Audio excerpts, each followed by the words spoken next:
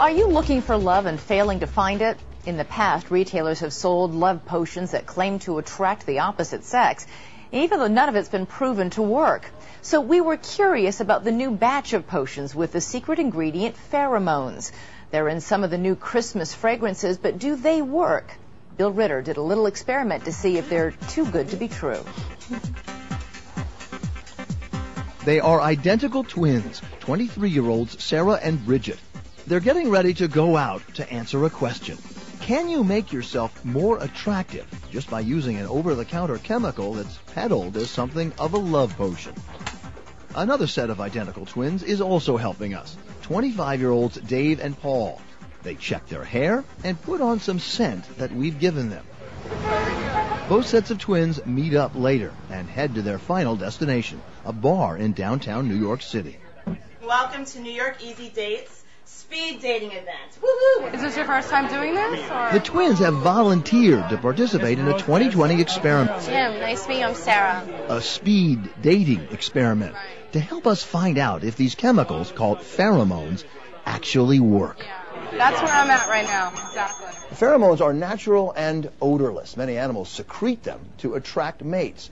But pheromones are also synthesized and marketed for humans. And if you believe the package label, they enhance sexual attractiveness.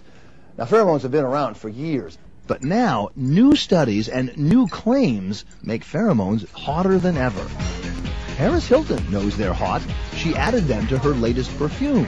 And leading perfume manufacturers are now pouring big bucks into pheromone research. But the debate remains. Do pheromones really work, or is this all just hype? Some of us have a receptor for Some scientists remain skeptical that human pheromones even exist. You would say, we just don't know. Maybe just the idea of knowing that you're wearing this stuff will help. There's certainly always going to be a very strong placebo effect in these sorts of things. Dr. Stuart Firestein studies the science of smell at Columbia University. He says even if synthesized pheromones do work, they're not likely to create an attraction all by themselves. We use all sorts of cues. And that certainly a pheromone alone is unlikely, in my opinion, to do it. It's part of a whole package. And that's where our identical twins come in, because with them, the whole package is the same. What happens to one should happen to the other.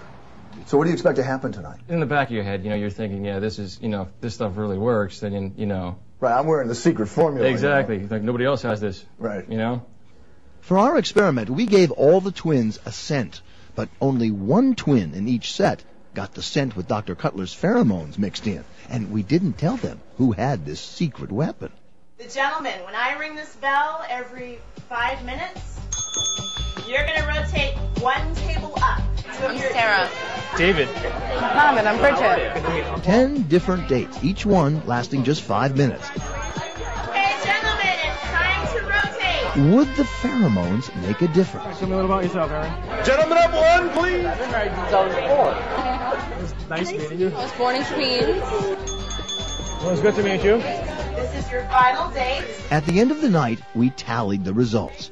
Of the 10 dates, 9 men wanted to see Sarah again, but Bridget attracted just 5. As for the male twins, Dave got 10 women interested in him. Paul had only 6. So who was wearing the pheromones? Of course. Sarah and Dave, the two who scored better. Oh yeah, I know what you're thinking. Why would attractive 20-somethings even need pheromones? After all, it's those of us who are no longer in our 20s who could probably use a little help. And exactly what role might pheromones play in a world where desperate housewives no longer settle for middle-aged dowdiness? Can you tell I'm not wearing any underwear?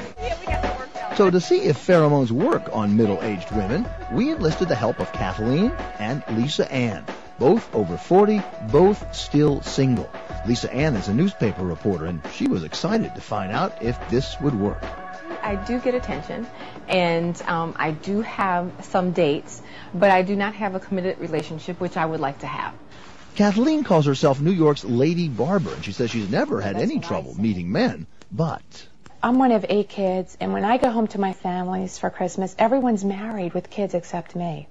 I just would love to have a boyfriend for Christmas this year. Now, see, I'm going to cry. This is so pathetic. So Kathleen and Lisa Ann agreed to wear the pheromones every day and keep a video diary. Hi, this is Kathleen Giordano reporting for Pheromone duty. I'm getting lots more attention on the street, so I have to assume that the pheromones are working. I'm wondering if I'm seeing any changes. Only subtle so far. I don't have men falling over me yet. Crossing 2nd Avenue this evening, 3 guys, 3 friends, walking abreast crossing the avenue said, "Oh my God, you are so beautiful." I'm still not noticing a whole lot of action. I'm thinking it too. Yes? Okay, good. Lisa Ann was trying. She even learned to tango, maybe the sexiest dance ever invented, but she stayed mostly on the sidelines. 1 month into the experiment, Kathleen and Lisa Ann got together to compare notes. Kathleen was dating 3 to 4 times a week, more than ever. He said, "What are you doing Saturday?" I said, "I have no plans." He said, "You do now." Oh!